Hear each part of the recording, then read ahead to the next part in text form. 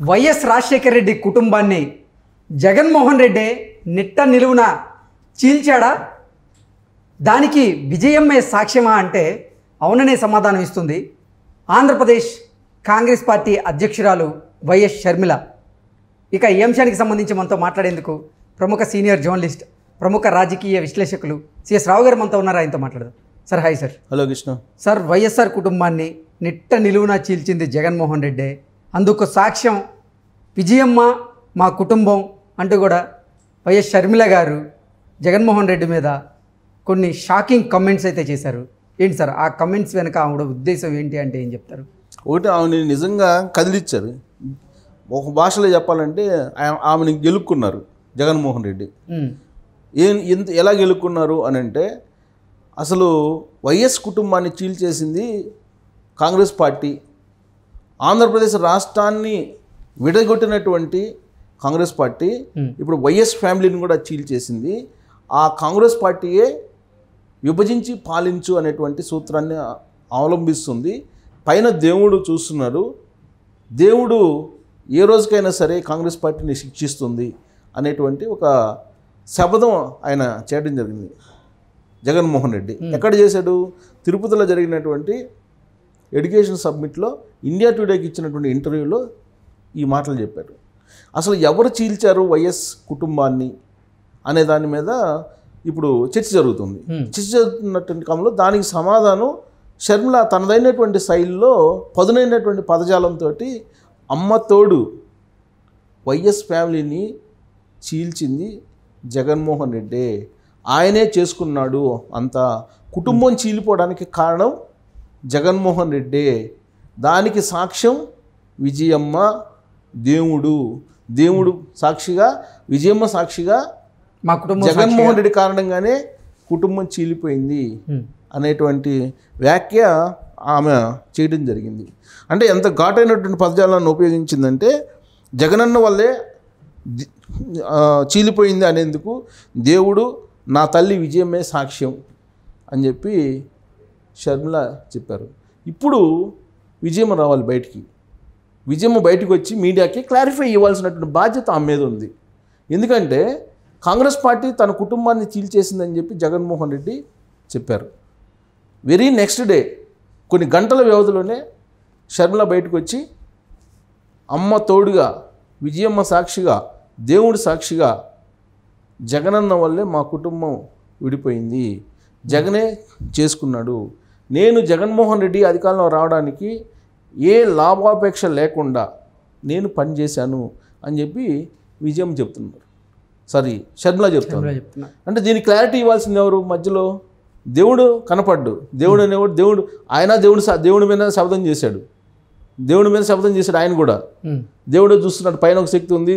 దేవుడు ఏ రోజుకైనా సరే కాంగ్రెస్ని అంతం చేస్తుంది అని చెప్పి ఆయన ఒక శాపం పెట్టాడు.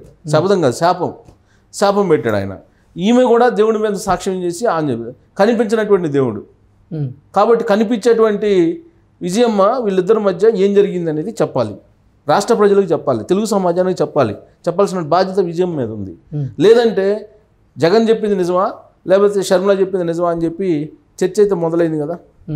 ఈ చర్చ చిలువలు పలువులుగా బయటికి వెళ్లకుండా ఉండాలంటే విజయమ్మ మీడియా ముందుకు వచ్చి అసలు ఏం జరిగింది, ఎవరు చీల్చేశారు రాజశేఖర రెడ్డి కుటుంబాన్ని అనేది పూసగుచ్చినట్టు చెప్పాల్సినటువంటి బాధ్యత ఖచ్చితంగా ఆమె మీద ఉంది. ఇద్దరు కూడా ఆమె మీద పెట్టారు. అంటే దేవుడి మీద పెట్టాడు ఎవరు? జగను. వాళ్ళ అమ్మ మీద, దేవుడి మీద, ఇద్దరి మీద పెట్టింది షర్మిల. కాబట్టి దేవుడిని వచ్చేసి మీరు చెప్పండి సాక్ష్యం అని చెప్పి ఎవరు అడగలేం కాబట్టి, కనపడినటువంటి దేవుడు కాబట్టి విజయం వచ్చి సాక్ష్యం చెప్పాలి. లేదంటే ఈ చర్చ ఇలానే జరుగుతుంది. ఒకటి.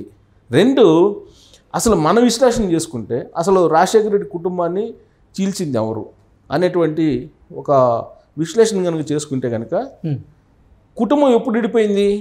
రాజశేఖర రెడ్డి కుటుంబం విడిపోవడానికి కారణం ఏంటి? రాజశేఖర రెడ్డి చనిపోయిన తర్వాత జరిగినటువంటి పరిణామాలు. రాజశేఖర రెడ్డి పౌరాలగుట్లో హెలికాప్టర్ ప్రమాదంలో చనిపోయినప్పుడు ఆయన భౌతిక కాయాన్ని అక్కడి నుంచి తరలించకముందే జగన్మోహన్ రెడ్డి లోటస్ పాయింట్లో ఏం చేశారు? హైదరాబాద్ కేంద్రంగా చేసుకొని సంతకాలని సేకరించేటువంటి పనిలో పడ్డారు ముఖ్యమంత్రి కావడానికి. ఇది అందరికీ తెలిసినటువంటి విషయమేగా. కేవీపీ ప్రత్యక్ష సాక్షిగా కేవీపీ సాక్షి, కాంగ్రెస్ పార్టీ వాళ్ళందరూ సాక్షి. ఇప్పుడు బొత్స సత్యనారాయణ మంత్రిగా ఉన్నాడు, ఆయన కూడా ప్రత్యక్ష సాక్షి. ఓకే. సో ఆ రోజు సంతకాల సేకరణలో ఉన్నటువంటి జగన్మోహన్ రెడ్డి పౌరాలగుట్లో హెలికాప్టర్ ప్రమాదంలో చనిపోయినటువంటి రాజశేఖర రెడ్డి భౌతిక గాయాన్ని చూడటానికి కూడా ఆసక్తి చూపకుండా ఇక్కడ సంతకాల సేకరణలో బిజీగా ఉన్నారు ఆయన. ఆ క్రమంలో ఆ రోజు ఉన్నటువంటి వాళ్ళ బాబాయి ఎదురు తిరిగారు. ఎవరు? వివేకానంద రెడ్డి ఎదురు తిరిగి కాంగ్రెస్ పార్టీలో ఉన్నారు. కాంగ్రెస్ పార్టీని వీడి ఈయన వెళ్ళిపోయారు బయటికి. అంతే కదా జరిగింది. సో ఆ తర్వాత జరిగినటువంటి పరిణామాలు, ఓదార్పు యాత్రకు అనుమతించకపోవడం సోనియా గాంధీ, మీరు ఓదార్పు యాత్రకి ఒక పెద్ద ర్యాలీగా వెళ్ళటం ఏంటి, మీటింగ్లు పెట్టడం ఏంటి, చనిపోయినటువంటి కుటుంబాల పరామర్శకి మీరు అందరినీ పిలిపించుకుని మాట్లాడండి, లేదంటే మీరు ఒంటరిగా పోయి మాట్లాడండి, జనాలతో ఒక పెద్ద ర్యాలీగా వెళ్ళి బహిరంగ సభలు పెట్టి ఓదార్పు ఏంటిది, పార్టీకి నష్టం జరుగుతుందని చెప్పి ఆమె ఇది పద్ధతి కాదని చెప్పి వారించింది జగన్మోహన్ రెడ్డిని. జగన్మోహన్ రెడ్డి బయట ప్రజలకి ఏం చెప్పారు? చనిపోయినటువంటి కుటుంబాల ఆందోళనతో ఆవేదనతో ఉంటే వాళ్ళని పరామర్శించడానికి, వాళ్ళని ఓదార్చడానికి, వాళ్ళకు ఊరట కలిగించడానికి నేను వెళ్తుంటే నన్ను వెళ్ళనివ్వలేదు, ఇంతకన్నా దారుణం ఉందా అనేటువంటి యాంగిల్లో ఆ రోజున పబ్లిక్లోకి తీసుకెళ్లారు. సోనియా గాంధీని ఒక విలన్గా చూపించారు.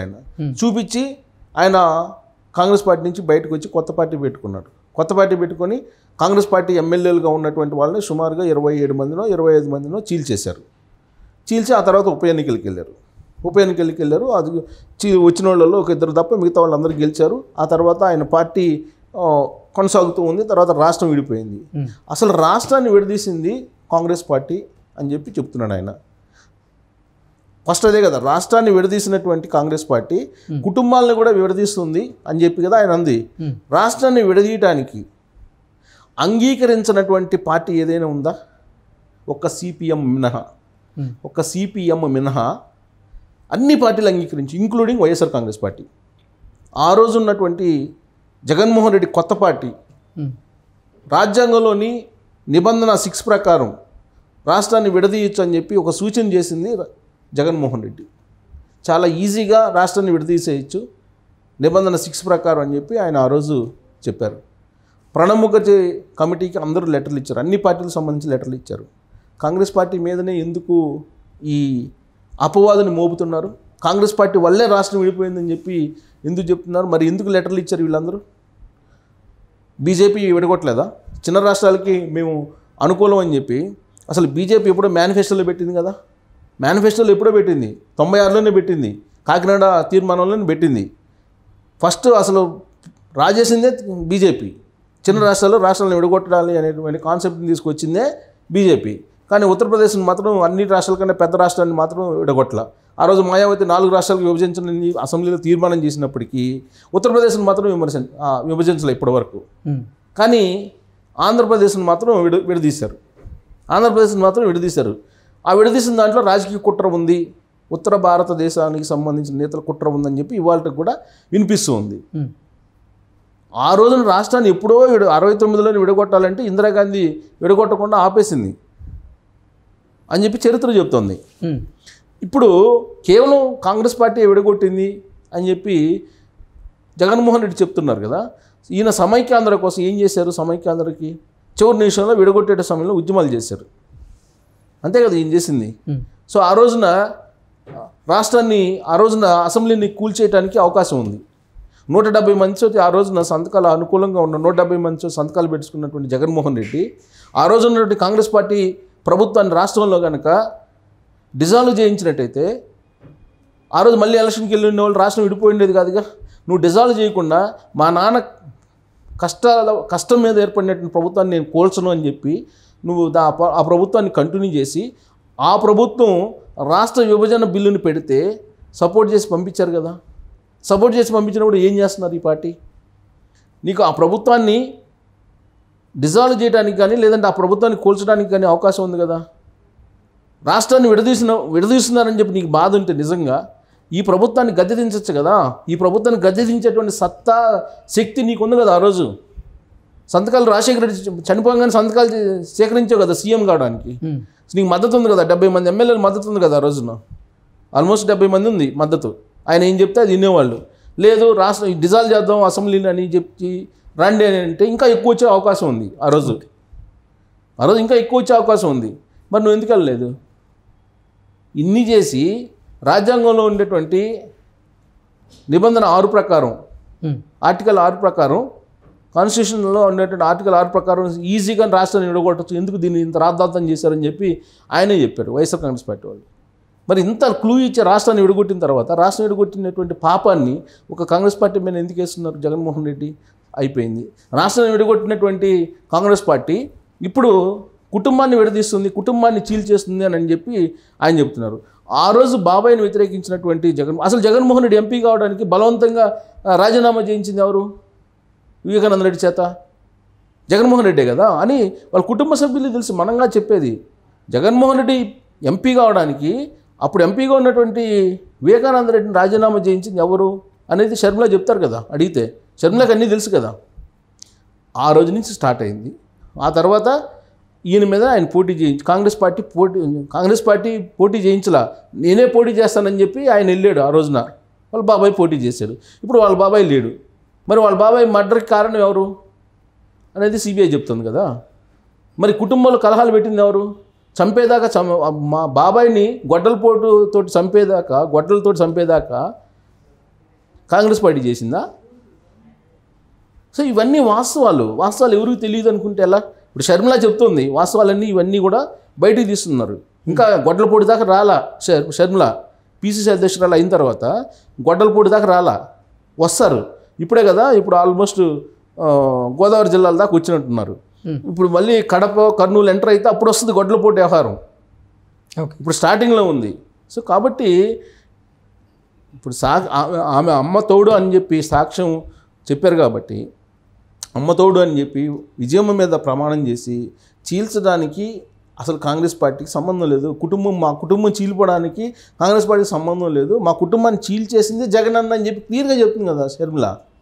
అవునా కాదని చెప్పి విజయమ్మ చెప్పాలి.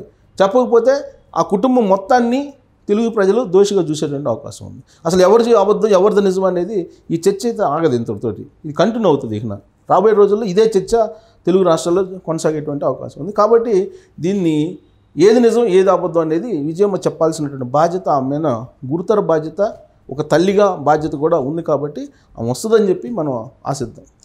Okay sir, thank you so much. Thank you.